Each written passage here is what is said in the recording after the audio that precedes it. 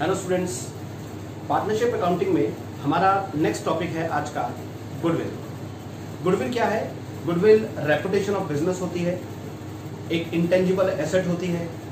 Reputation की वजह से, गुडविल की वजह से कोई भी बिजनेस एक ऑर्डिनरी फर्म से ज़्यादा प्रॉफिट कमाता है क्योंकि कस्टमर उसके पास ज़्यादा आता है। अब गुडविल को कैलकुलेट कैसे करते हैं और गुडविल कैलकुलेट कब करते हैं? ऐसा नहीं है कि कोई फर्म अपनी बिजनेस की गुडविल कैलकुलेट करके और उसे एसेट साइड पर दिखा दे। गुडविल को कैलकुलेट करने की कुछ स्पेशल ओकेशंस होती हैं जब गुडविल कैलकुलेट की जाती है। जैसे कि कोई अगर अपना बिजनेस सेल कर रहा है तो उस टाइम पर गुडविल कैलकुलेट की जाती है। जैसे मान लो कोई अपना बिजनेस सेल कर रहा है और उसकी जितनी भी एसेट्स हैं वो सब मिलाकर हैं, सारी एसेट्स टोटल हैं सपोज 1 लाख की, और उसकी जो लाइबिलिटीज हैं वो हैं से 30,000, तो उसकी नेट एसेट क्या हो गई? नेट एसेट हो गई 70,000। लेकिन इस 70,000 के अलावा बिजनेसमैन अपनी गुडविल का पैसा भी वसूल करता है परचेजर से। मान लो गुडविल कैलकुलेट की गई और गुडविल की वैल्यू आई 10,000, जो अपना बिजनेस सेल कर रहा है उसके बिजनेस की गुडविल आई है 10,000, तो वो 80,000 परचेजर से लेगा परचेज कंसिडरेशन के नाम से 80,000 लेगा। इसका मतलब एसेट्स में हम गुडविल भी ऐड करते हैं। गुडविल की वैल्यू भी सेलर परचेजर से वसूल करता है। ऐसा क्यों?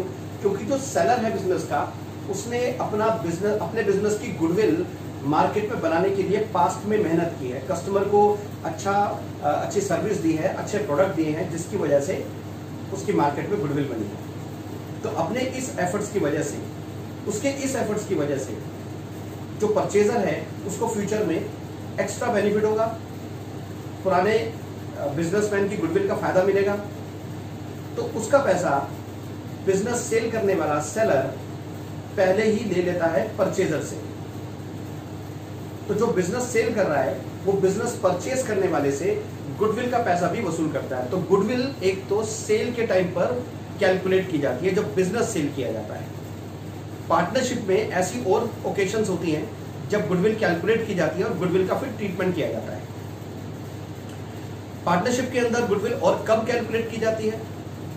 जब किसी पार्टनर का एडमिशन हो रहा है, जब कोई पार्टनर रिटायर हो रहा है, या किसी पार्टनर की डेथ हो जाती है, मतलब reconstitution of firm.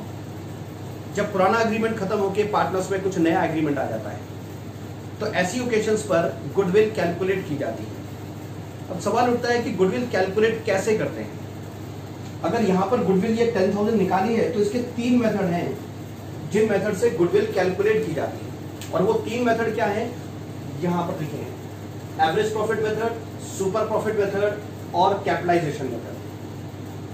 First method है एवरेज प्रॉफिट मेथड, और उसको कैलकुलेट कैसे करते हैं? Goodwill equal to average profit into number of year purchases.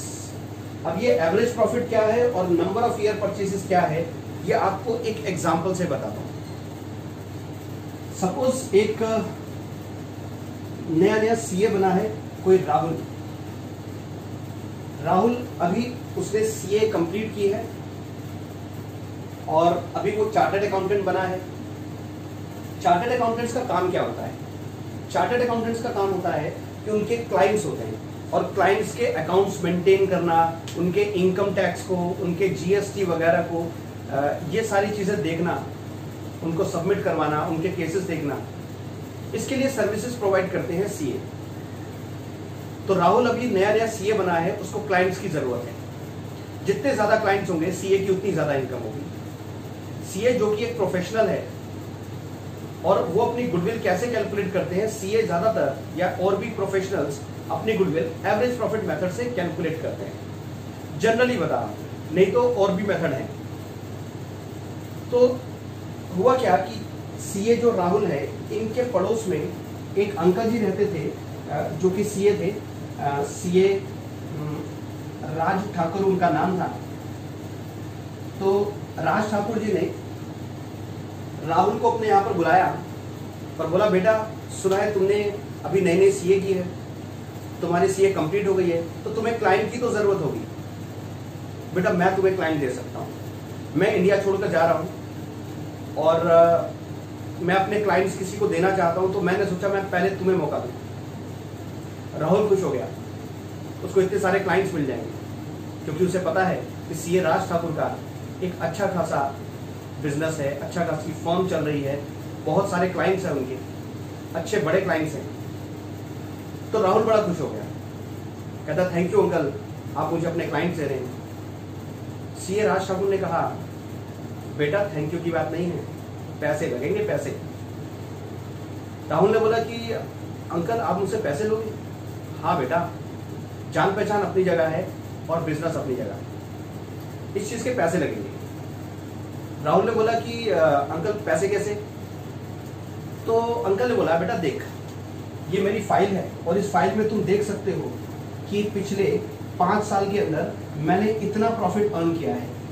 5 lakh, 6 lakh, 7,50,000, 5,50,000 और 5 लाख। ये मेरे पिछले 5 साल के प्रॉफिट्स हैं। टोटल करके देखें कितना आता है, 10 and 23, 29 लाख का प्रॉफिट है पिछले 5 साल में जो मैंने अर्न किया है। अगर तुम इसका एवरेज निकाल लो डिवाइडेड बाय 5 करके, अगर इसका एवरेज निकालो तो कितना आता है, तो ये आ जाता है डिवाइडेड बाय 5, तो 5,80,000 इसका एवरेज आ जाता है। तो अगर मैं अपने क्लाइंट्स तुम्हें दे दूं तो तुम मेरे क्लाइंट से ऑन एन एवरेज साल भर में 5,80,000 की अर्निंग कर लोगे। ये क्लाइंट्स मैं तुम्हें दे सकता हूं, तुम लाइफ टाइम मेरे क्लाइंट से ऑन एन एवरेज 5,80,000 की एनुअल अर्निंग कर लोगे। तो एक काम करो राहुल, तुम मुझे 5,80,000 एनुअल प्रॉफिट मान ले, तो इसको 4 से मल्टीप्लाई कर लो, 4 साल का प्रॉफिट तुम मुझे दे दो। आने वाले 4 साल का प्रॉफिट, आने वाले 4 साल की जो तुम्हारी अर्निंग होगी इन क्लाइंट से, यानी 5,80,000 इंटू 4, 5,80,000 इंटू 4, ये तुम मुझे दे दो। तो ये कितना हो गया, 23,20,000। इतना तुम मुझे अभी दे दो।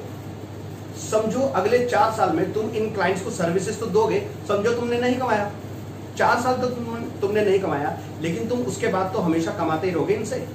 ऑन एन एवरेज 5,80,000 जब तक इनको सर्विसेज दोगे ये तुम कमाते ही रहोगे। बस क्योंकि मैंने पास्ट में मेहनत की है, इन क्लाइंट्स को अपने साथ जोड़ के रखा है, मेरे कहने पर ये तुम्हारे पास चले जाएंगे क्लाइंट्स, तुमसे सर्विसेज लेंगे, तो इसका मुझे बेनिफिट मिलना चाहिए। तो 4 साल के प्रॉफिट तुम मुझे दे दो। राहुल ने कहा अंकल ये कुछ ज्यादा नहीं, मैं अभी अभी तो सीए बना, कुछ कम करो अंकल। अंकल एक काम करो, आप 5,80,000 इंटू 2, मतलब आप मेरे से 11,60,000 रुपीज ले लो। सीए राज ठाकुर ने कहा नहीं बेटा ये तो कम है, मैं तो इतना तो किसी से भी मिल जाएगा मुझे। एक काम करो, ना तुम्हारी ना मेरी 3 से मल्टीप्लाई करते हैं, तुम ना 3 साल के प्रॉफिट्स मुझे दे दो। मतलब कितना हुआ, मतलब ये हो गया 17,40,000। इतना प्रॉफिट, इतना अमाउंट 17,40,000 ये तुम मुझे दे दो।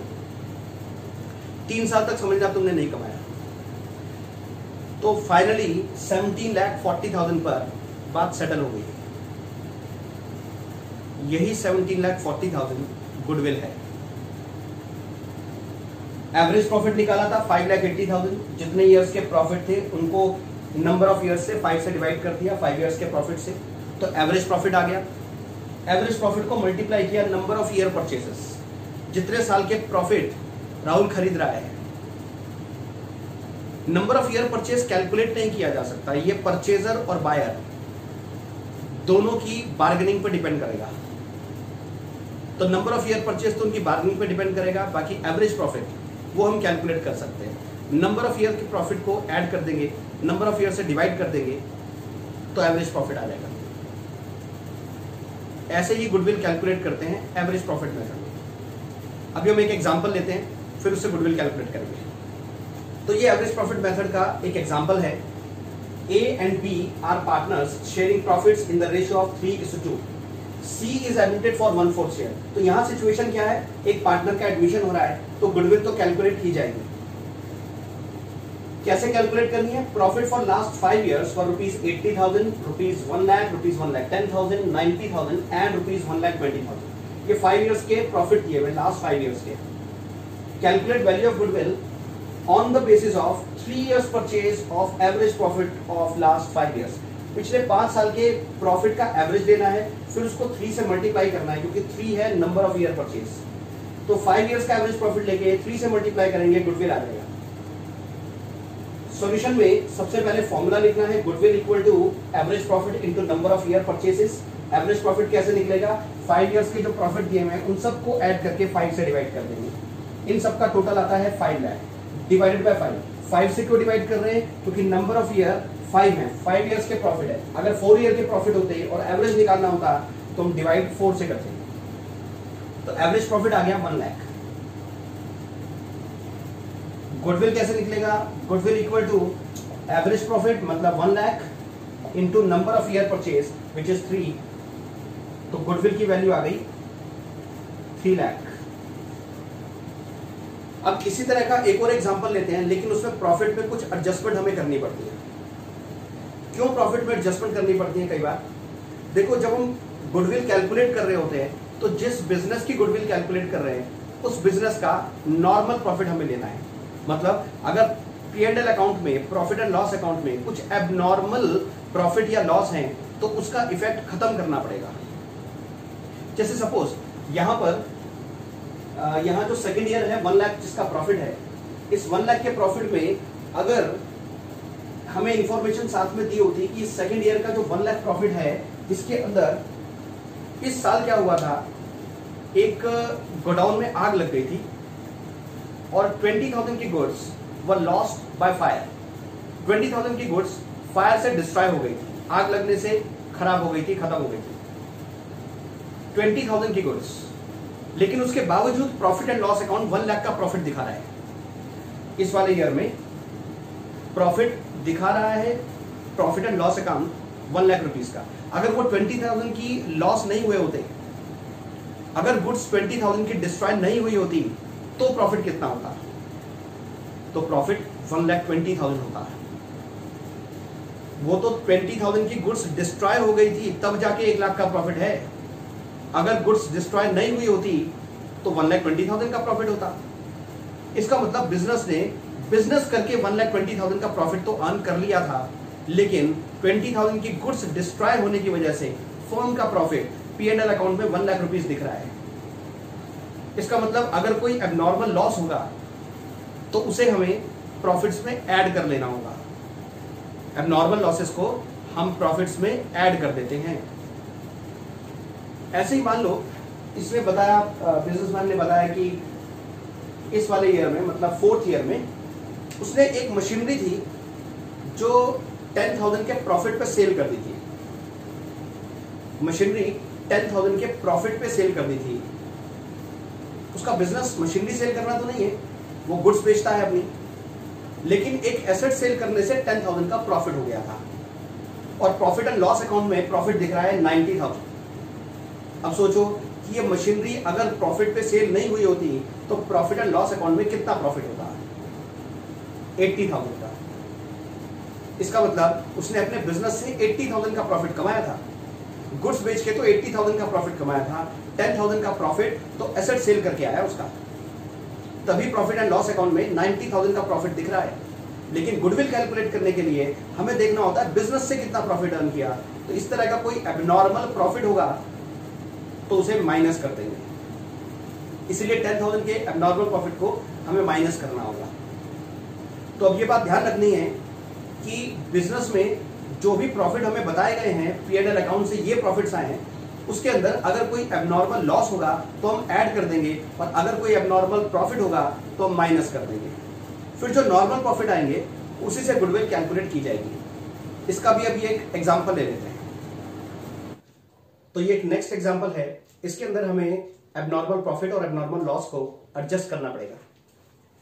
A and B are partners sharing profits in the ratio of 5:3.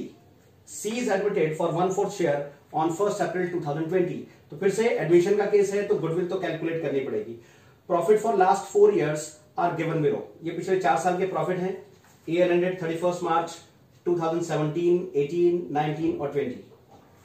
2017 को प्रॉफिट हुआ है, इस साल के एंड में प्रॉफिट हुआ है 50,000 का, लेकिन इसमें एक लॉस गिवन है, लॉस बाय फायर 30,000 का। ये एक एबनॉर्मल लॉस है तो इसमें एड बैक करना पड़ेगा। 2018 में लॉस गिवन है 20,000 का, और मतलब पीएनएल अकाउंट में तो लॉस था 20,000 का, लेकिन साथ में एक इंफॉर्मेशन और दी हुई है, loss on sale of investment 25,000। एक एसेट सेल करके लॉस हुआ है 25,000 का, तो ये वाला लॉस हमें एड बैक करना होगा। तो इस तरह से प्रॉफिट्स में एडजस्टमेंट करके फिर हमें एवरेज प्रॉफिट निकालना होगा। 2017 में 50,000 का प्रॉफिट था, एबनॉर्मल लॉस 30,000 इसमें ऐड कर देंगे, तो 2017 का नॉर्मल प्रॉफिट हो गया 80,000 का। 2018 में लॉस था 20,000 का, तो माइनस 20,000 लिख रहा हूं मैं यहां पर इसको, और इसमें ये एबनॉर्मल लॉस है जो कि हमें ऐड करना है, तो plus 25,000, minus 20,000 plus 25,000, this is 5,000। 2019 में प्रॉफिट था 40,000 का, लेकिन एक इंफॉर्मेशन और दी हुई है साथ में कि मशीनरी सेल करने पर 10,000 का प्रॉफिट हुआ था। एक एबनॉर्मल प्रॉफिट हमें यहां पर माइनस करना होगा, तो 40,000 का प्रॉफिट दिख रहा है पीएनएल में, लेकिन 10,000 का नॉर्मल प्रॉफिट माइनस करना होगा, तो 2019 का प्रॉफिट रह गया, नॉर्मल प्रॉफिट जो है वो है 30,000 का। 2020 में 45,000 का प्रॉफिट बताया गया है, लेकिन इसमें कुछ एबनॉर्मल प्रॉफिट या लॉस नहीं है, तो इसको यहां पर लिख लूं मैं डायरेक्ट 45,000। इन सबका अगर टोटल करें तो कितना आता है, ये आ गया 1,60,000। तो एवरेज प्रॉफिट क्या आ जाएगा हमारा, एवरेज प्रॉफिट आ गया टोटल, इन चारों का टोटल हो गया 1,60,000 डिवाइडेड बाय 4, क्योंकि 4 ईयर्स है तो 4 से डिवाइड करना है। एवरेज प्रॉफिट आ गया 40,000 का। तो गुडविल क्या आएगा, गुडविल के लिए क्वेश्चन ने बोला है कि average profit into number of year purchase कितने हैं, नंबर ऑफ ईयर परचेजेस, वो दिए है क्वेश्चन में 2।